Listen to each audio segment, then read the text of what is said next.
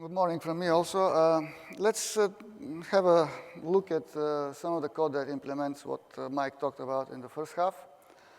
There is an outline of what is done, and I'll show you the code in Databricks notebooks, and I'll try to concentrate only on the important parts from the point of view what he mentioned, like the things that we added to achieve the purpose. So let me switch here. We basically organize the code in one main notebook and a couple of supplemental notebooks that I'll refer to in the context of showing what has been done.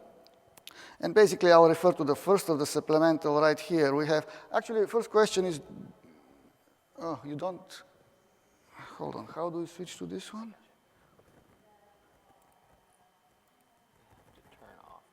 Ah, okay. I tried it. If I just minimize it, will go away.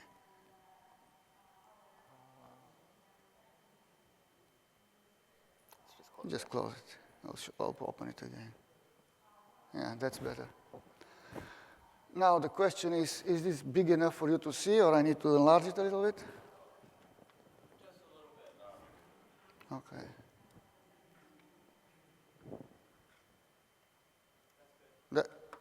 Okay, I guess it makes sense. So the first step here is to actually run in the same context the notebook that defines some helper classes and user-defined functions. And it sets those here. I'll show you later on the definition of these classes and some of the UDFs that are being used. And then we go to the first step to achieve what Michael mentioned about normalize the ratings for better capturing these correlations to the average values. And we save the results in a table that we later use to actually we use it in a SQL. All these steps are preliminary steps that prepare the data, and then they can be done once. And then we can use this data to run different models to see the performance of the different models.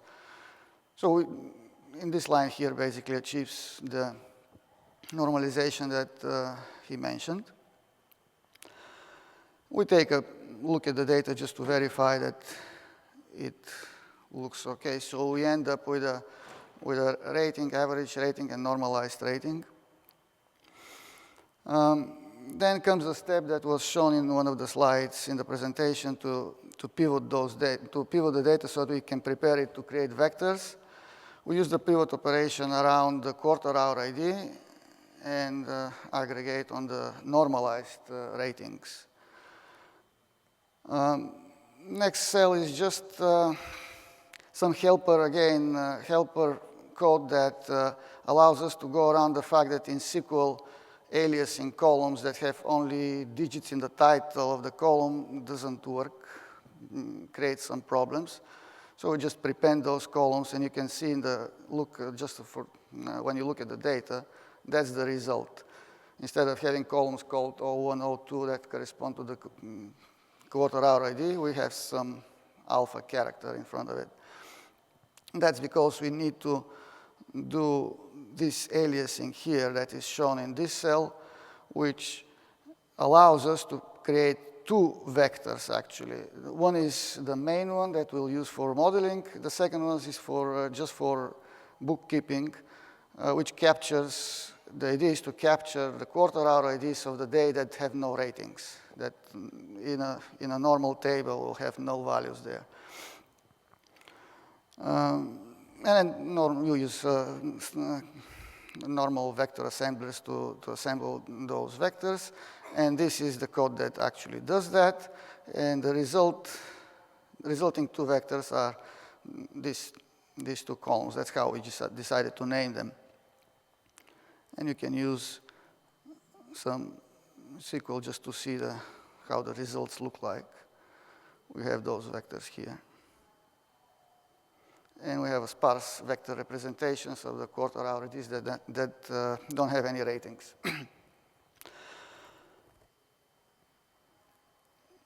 Then we just need to prepare the data for the modeling, which means joining to the original data on the primary key to have both the vector columns and the feature columns and everything that we need to actually do the modeling. This is being done here. We split the data into sets, one for train, one for test, just based on, we originally have picked about 2 years worth of data, and now we split it 1 year for train, 1 year for test. We make sure also, because one of our features is the networks, we have to make sure, and this is a time period in which networks come and go, we want to be able to, the model sees the networks in both train and test sets. And this is being done in this couple of cells. And at that point, we are ready to start doing the modeling. We just do, again, some housekeeping of setting the versions. I use the Databricks functionality to have widgets here and say for what is the reduced dimensional space size, and use that in the version title. Create the data frames for the past, and we call it past for the train and future for the test. And then we have to put everything in a pipeline so it's easy for us to run different models later on with the same data.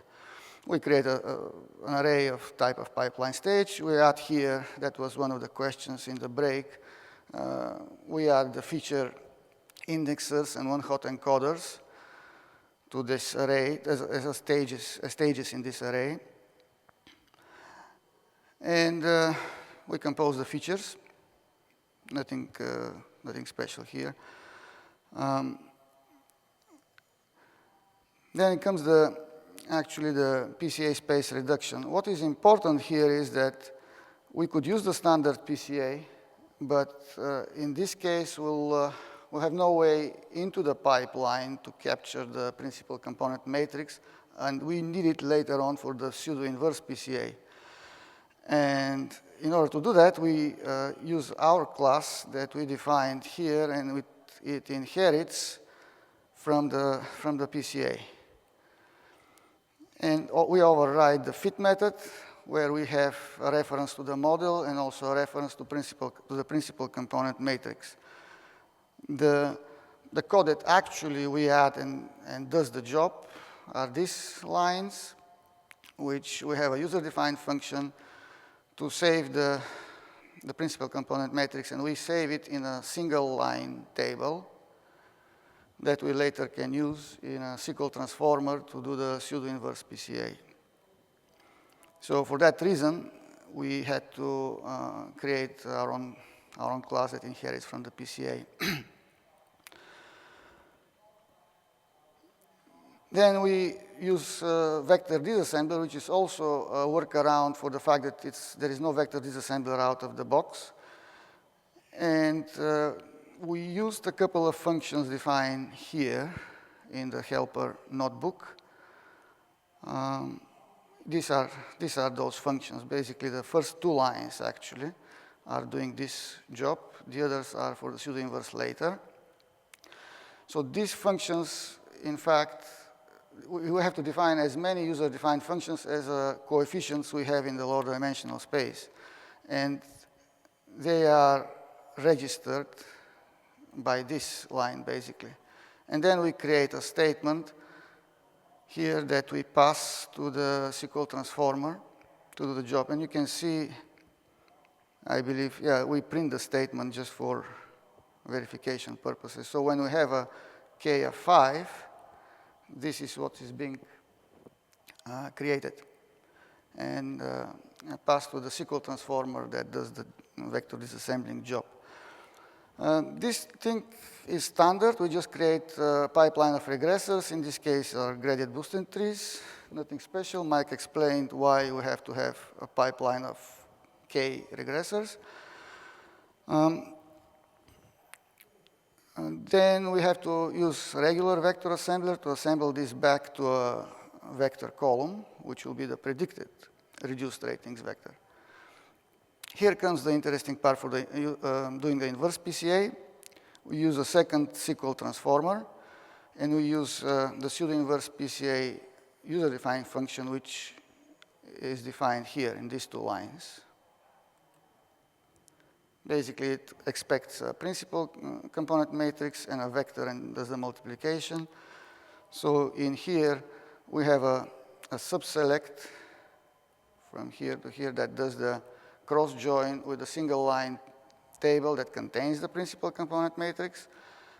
And this subselect is used as a table by the user-defined function to do the multiplication here. And we come up with, again, with a predicted 96-dimensional vector. This piece, I was inspired for this by Holden Karau's book on extending machine learning classes.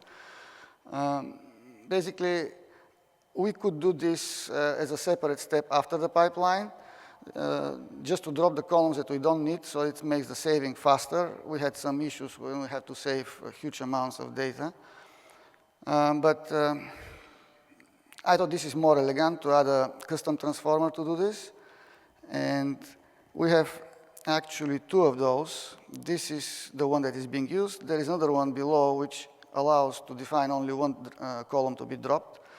And you can also pipeline this in a sequence to drop as many columns as you need. But I believe it's more elegant to have 1 transformer that you supply with a vector of columns, and it drops all of them.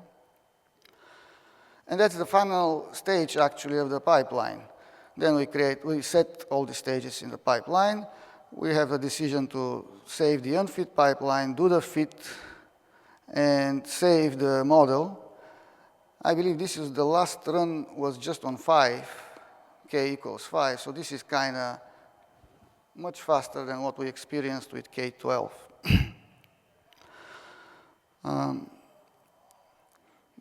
Then the only thing that remains after that, after we've done the model, is to do the inverse vector space, which is basically to do what I would call denormalization.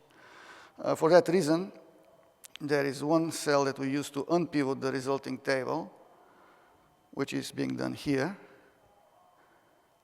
And the next one is actually doing the actual denormalization and saves the results. So at this point, we have the results saved. We have both tables with results in vector space, and then another table with columns of double value with the predictions that are inverted back to the denormalized vector space. And we have a notebook that is being used to do some evaluation of the model. This has been contributed from another colleague of ours, Scott Rom. This is mostly in Python. Basically, we divide the space from 10 to the minus 5 to 0 in six sections or subspaces that are treated as classes, and then we can print the classification report and the confusion matrix.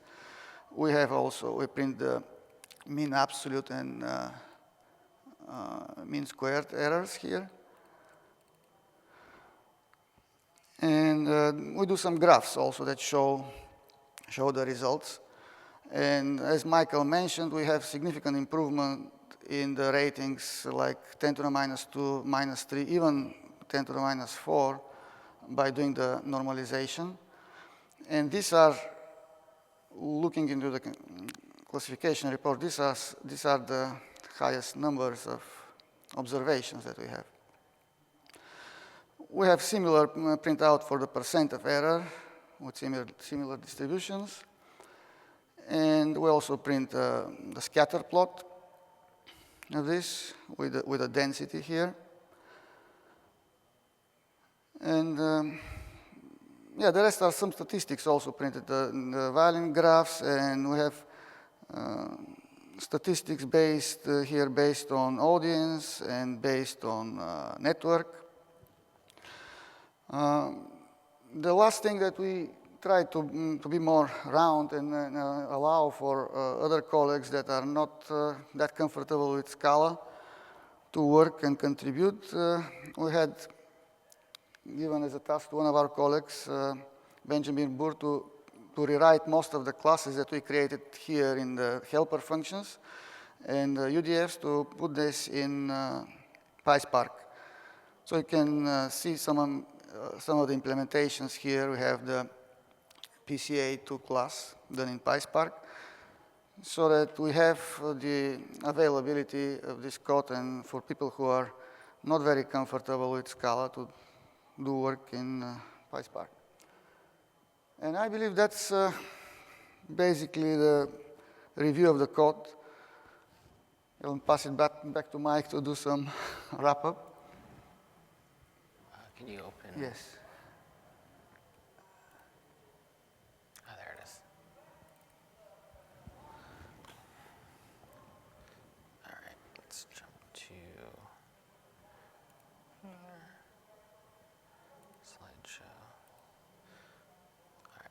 So we're going to briefly review some experimental results and sort of wrap it back up to the big picture since we went through some of the code that we implemented. This table contains a sort of list of experiments that Stefan ran using that code and some of the other branches of it. We ran over a data set that had 6 million 96-dimensional vectors. It's a data size of about 6.6 gigs. We were working with an auto-scaling cluster, so that made it a little bit harder to sort of get good estimates in terms of run times. We would probably have to maybe run some repeated, more specific experiments with auto-scaling off to actually get a sense of the, like, a more precise sense of the runtime gains. But for the time being, this was a good starting point because it's the standard cluster that we use for sort of, day-to-day research work. I'm going to show some more specific results. Basically, from that table of results, a couple things came. One, we implemented the model with both random forest and gradient boosted trees. It's not designed to be a pipeline of specific regressors. It's designed to be a pipeline of regressors. If you have an appropriate regressor for your application, you would be able to drop it into this framework where you do a sequence of regressors. And we did that by just trying it with 2 different tree-based methods. In the top right plot basically shows that choosing random forests versus gradient boosted trees didn't have any appreciable difference in terms of the model accuracy measured in terms of mean squared error. I also showed the values for a variety of different Ks, which is interesting here because over the range that we were running our experiments on, we saw almost 0 degradation in performance as K went down. Now, as we go further and further down with K, you could get to the point where you start to see performance degradation, but you had to get pretty small, and we were running experiments expecting to hit the wall where it would start to get worse, and where it's looking like it's going to have to go all the way down to 2 or 3 dimensions before we actually see significant loss in accuracy. We see like very minute like reductions of accuracy, but it's like, the reduction from, say, K equals 7 to K equals 5 is 2 orders of magnitude smaller than the error. So you're getting worse, but you're getting worse at such a small rate that you should obviously continue to reduce the dimensionality. This basically just tells us that the phenomenon that we are modeling is in fact very low rank. The fact that this works the way that it does tells us that the number of latent variables that actually capture the variation is small, which makes sense. TV viewing habits, especially on an aggregated scale like what we're looking at, are not 96-dimensional events. They are likely, 2, 3, 4-dimensional events, and you could derive the whole pattern from the context variables. Mind you, there are a bunch of features, so when I say 2 or 3 dimensions, I'm not saying like you just know 2 or 3 things. You still have to predict those 2 or 3 things, and they vary across all of the feature space, but once you've determined those 2 or 3 things from the feature space that the whole pattern is recoverable from that lower dimensional information. So going forward, we're looking at running more repetitive runtime experiments, and also we're very interested in the application of an ICA as opposed to a PCA in terms of being more aligned with the notion of variable independence. So with the last few minutes, I'm going to make a point about the context of data science and machine learning in our business and in businesses in general. We actually implement our ratings forecasting models in a monthly sort of macro batch. We forecast many years out, or excuse me, many months out over a year from years of past data. And we do this once a month, and we keep a book which represents what our forecasts were as of a specific point in time. And because of this, we are able to do what we call monitoring and maintenance, where we keep track of what we forecast, how it influenced decision making, and sort of keep track of not just how accurate our models are in the traditional validation sense, but to talk about a thing that in the engineering world is called verification, which is not just the sort of system itself. In this case, the technical definition is the assurance that a product, service, or system meets the needs of the customer and other identified stakeholders. It often involves acceptance and suitability with external customers. This is largely equivalent to our machine learning accuracy. We call it validation. When people say that the model predicts so accurately, we're talking about these mean squared errors. We're talking about how good is it at predicting based on what we know.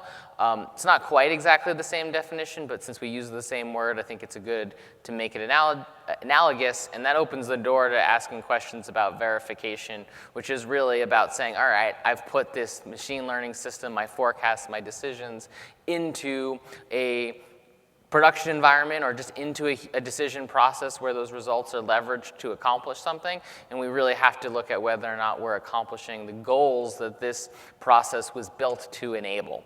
And we actually have some self-service reporting through our BI team that leverages some of the data that's being produced by our various models. And so a validation report will look at all sorts of breakdowns of the forecasts themselves and how accurate they were. So we're just saying, at still the level of the model, was I right? And we kind of create an environment where you can dice and slice whether we were right or wrong, and it allows us to know when to trust it, how to use it, and improve it in the future, which is distinct from what we call verification, which is actually tied back to more specific business objectives. And so in this type of dashboard, we're actually looking at how the ratings that we predicted ended up influencing the business. And this is something that looks at the actual effectiveness of the advertising campaigns that we ran, predicated on information about what we forecasted and how well we forecasted it. So if we were wrong, did it cause a problem? If we were right, did it help us achieve something? And this type of verification level is actually really critical in order to actually make data science part of your business, not just like something that you do because it's cool. Anyway, so that is the end of our talk. Our last comment is, so we're working on we have this ratings project. We're working on a bunch of other projects. We do work with video on demand in addition to the TV stuff. It's still TV technically because it's owned by cable operators. It's owned by TV content, like content providers who are creating the video content that people are watching. They own that inventory.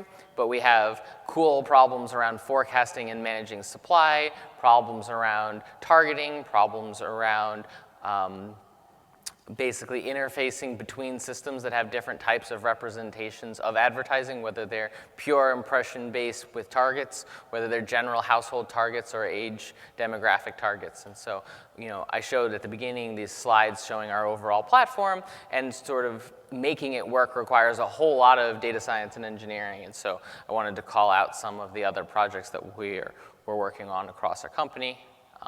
So thank you very much. Thanks for attending our talk. If you have any questions, you can come ask us afterwards.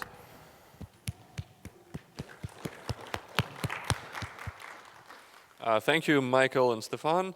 I would be happy to take any questions right now. We have about 5 minutes, so raise your hand and I can come over, or alternatively, you can feel free to come up and ask them directly. Good job.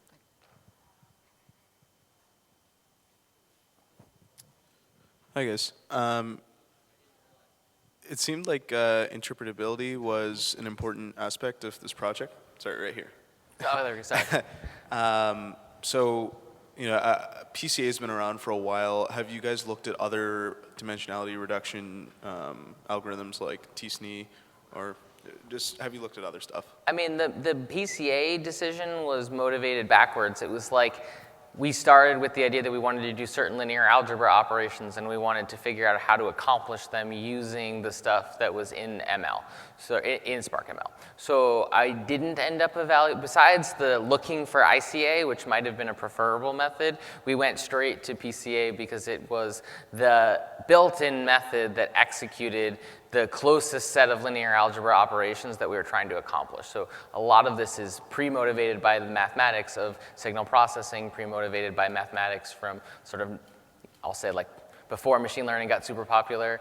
I mean, I was a control engineer. I studied optimization, studied signal processing. So my frame of reference is like understand the problem, try to describe it with the right math, and then figure out how to build a system that solves it. And so the approach with the PCA was, it was basically a way to get this sort of basis, this linear basis operation to happen, even though, if it wasn't for using Spark ML, we might have just gone straight forward with just the linear algebra directly.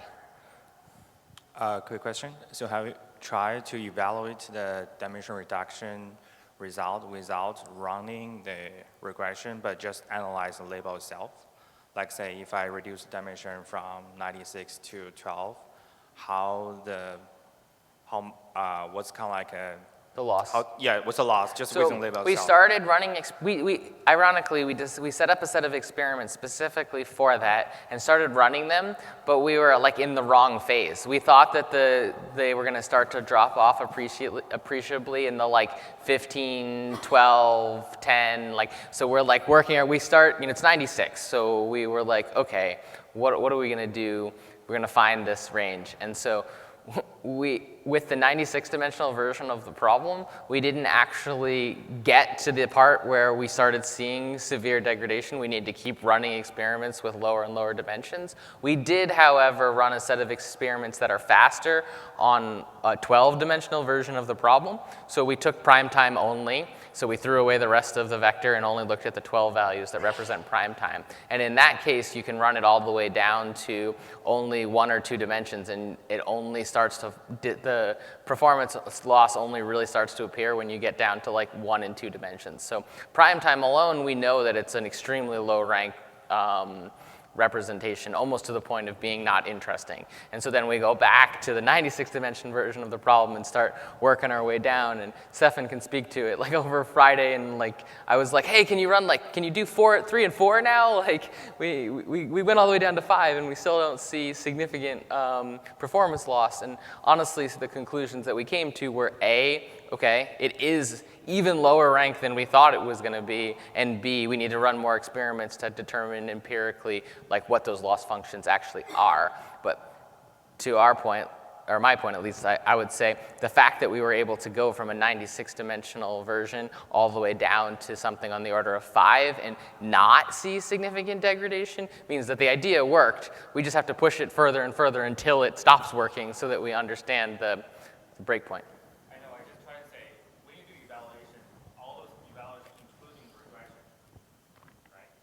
Yes. So I was saying, without using regression, just evaluate. Oh yeah. So I mean, that's the captured variance plots. So those. You can use some other measurement to evaluate if you reduce the dimension, whether this dimension reduction will change the local structure of all the neighbors. If the dimension reduction will not change the local relationship with each data point, then you can still keep. You can look at that even just by running the transform, inverse transform, and looking at you can do a evaluator. We don't actually have this experiment run, but one we've done in other applications is if you do if you do a linear algebra method like this, where you have a low rank approximation, if you do the operation and its pseudo-inverse operation, you get back to a description in the original space, but without the missing variance. So you can see, you can actually look at an evaluator treating the low rank approximation as a prediction of the original value. So we've done those types of experiments, but we didn't end up running that experiment for this particular model. Yeah, I was just thinking that probably can be faster when you say during which range you might try to spend. During which range you still can have relatively good results. Then you can use this. Yeah, that will tell you pretty quickly what the what values of k, like where it'll tell you about how much k you need to capture your data. It doesn't necessarily guarantee to tell you what you need to know about your predictions, because your predictions are effectively extrapolations in a sense, and so if they're predicting things that aren't in the same, like if you're getting predictions that are outside of the convex hull of the things that are in your data set, that actually breaks down a little bit. So you actually do need a wider support than you would think you needed from doing that analysis. All right. Well, thank you so much for the questions, and thank you for an excellent presentation.